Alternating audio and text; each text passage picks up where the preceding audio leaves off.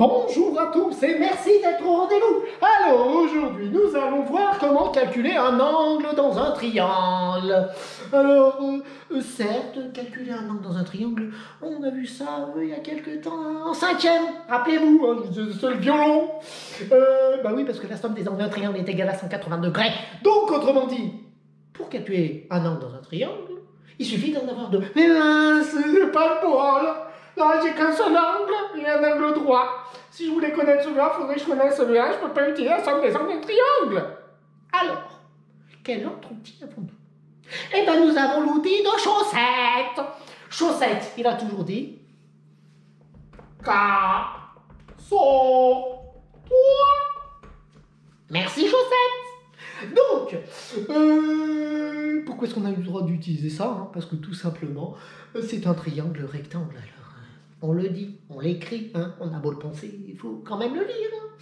Comme X, Y, Z, il est rectangle. Ah oui, je l'ai écrit pour une fois, tiens, ça fait bizarre. Oh, Y, comme il est rectangle en Y. Donc, alors là, réfléchissons bien. Par rapport à cet angle-là, ceci, c'est quoi? Certes, c'est le côté à côté. Mais c'est aussi le côté en face de l'angle droit. Autrement dit, c'est l'hypoténuse.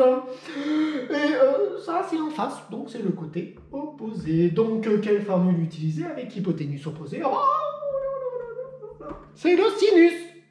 Donc, le sinus de l'angle X est donc égal à opposé, à savoir X, Y, Z, excusez-moi, sur l'hypoténuse, sur X, Z. Toujours avec les lettres en premier, évidemment. Deuxième étape, la substitution. Je ne connais pas X, je laisse X égale YZ, je connais 5. Et là, XZ, je connais, ça fait 6. Je sais que sinus de l'angle X est égal à 5 sixièmes. Et là, attention, attention, attention. On a pris pour habitude de faire le produit en croix, mais pour faire le produit en croix, est-ce que ça supprimerait le sinus? Non, non, non, non, non, non, non, non. Pour supprimer le sinus, en fait, il faut utiliser la fonction inverse.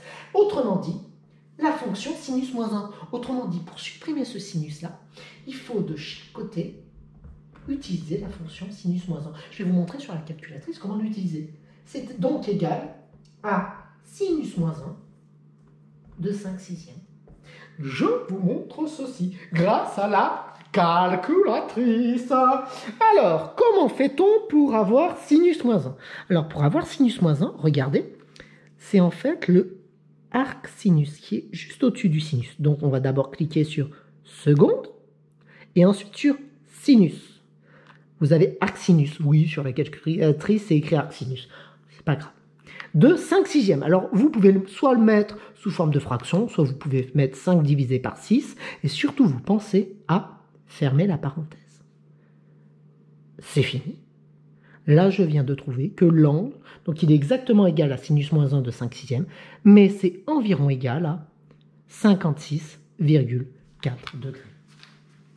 Environ égal à 56,4 degrés. Donc, résumons. Quand est-ce qu'on a le droit d'utiliser la trigonométrie pour calculer un angle? Eh bien, il faut avoir un angle droit, 2 longueurs connues, et ensuite, c'est terminé. Je vous remercie et je vous dis à bientôt.